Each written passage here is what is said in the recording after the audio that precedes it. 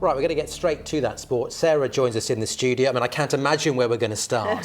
Maidstone, just incredible. It's the only place to start, isn't it? Yes, it's being described as one of the biggest FA Cup shocks in the history of the competition. Non-league Maidstone United knocking out Championship high-flyers Ipswich, who sit 98 places above them in the football pyramid. So let's go to the Gallagher Stadium now and join our reporter Joe Caution. Joe, another giant killing from the Stones. It's incredible, isn't it, Sarah? 729 teams started out in the FA Cup, only 16 remain. And Minnows, Maidstone United, are one of them. They've done really well to get this stage. Only 11 non-league clubs have reached this stage of the competition since World War II. The semi-professional team defended for their lives against the high-flying Ipswich Town, who had 38 shots to Maidstone's 2. But that's all they needed to give supporters and the county town a day they'll never forget. Beating a championship club in their own backyard. For the 4,500 Stones supporters who travelled to Ipswich, this was the stuff of dreams. Oh, amazing. awesome. Amazing. Unexpected, but absolutely brilliant. Brilliant. Best day. History. Yeah. I love them with all my heart. They're amazing. Most Maidstone fans would have been content with just scoring at Portman Road. The minibus driver Lamar Reynolds gave them the chance to celebrate with a cool finish just before half-time.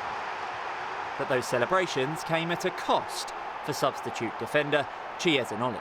You got booked for celebrating. Was it worth it? I kind of shot myself in the foot because I was meant to be coming on and then Gaffer's gone, I can't really bring you on because you're on the yellow.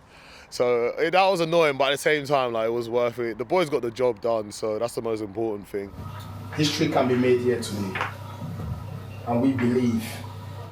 Before the game, Maidstone manager George Ellacobi told his players to believe. And even after Ipswich equalised, they did. Their hero from the last round, Sam Corn, snatching the winner once again.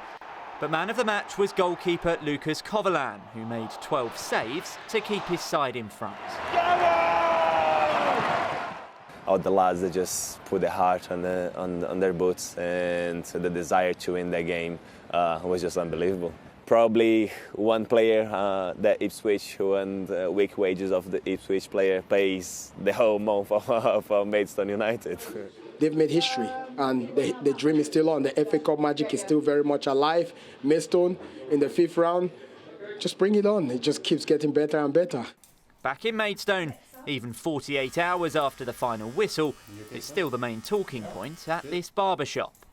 I mean, not a lot of people around know where Maidstone is if you're north of Watford. They really don't. They do now. Our local team managed to get through to the next round of the FA Cup. It's not something that we're used to, so it's fantastic news. It's a great mood amongst the community. I mean, we had it when Russo with the Lionesses, with the England team. It just brings a buzz around our town. Most of the players who featured in Saturday's win were given today off, but not for Maidstone-born midfielder Bhivesh Gurung, who's training for tomorrow's match in the Kent Senior Cup. I've represented the youth teams, so I've got that sort of affiliation with the club. So yeah, I'm so proud, so happy for everyone that was involved, and yeah, I feel so privileged to be part of this team. Even the town's dinosaur, Iggy the Iguanodon, was draped in black and amber, fitting for a club almost extinct 32 years ago, to securing prize money that guarantees their future.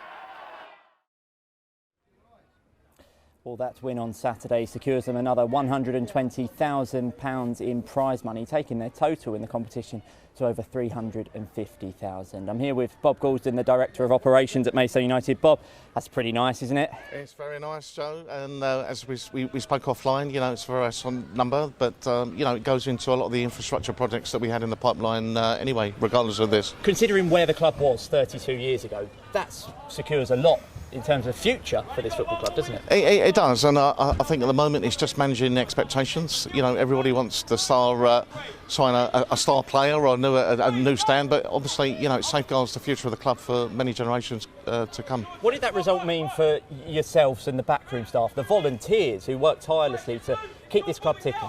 Well, we spoke offline, and I can't emphasise, you know, the thanks that I need to give out to all of our volunteers, all of our staff. you know, it wouldn't have been possible to get through the planning, the logistics, the ticket selling. You know, it's just been phenomenal effort over the last 3 weeks. Now look, we looked at the draw. You were probably one of the only men in that room watching in the Spitfire Lounge yesterday who didn't want the home draw because of the logistics that would have come with that. Yeah, no, agreed. And we had that challenge in the previous 3 rounds against Barrow, Stevenage, and obviously in the last game, and it does prove very challenging, you know, in view that we've got limited resources. But we're very happy with that draw. Looking forward to Sheffield Wednesday or Coventry. Which one would you prefer? 100%.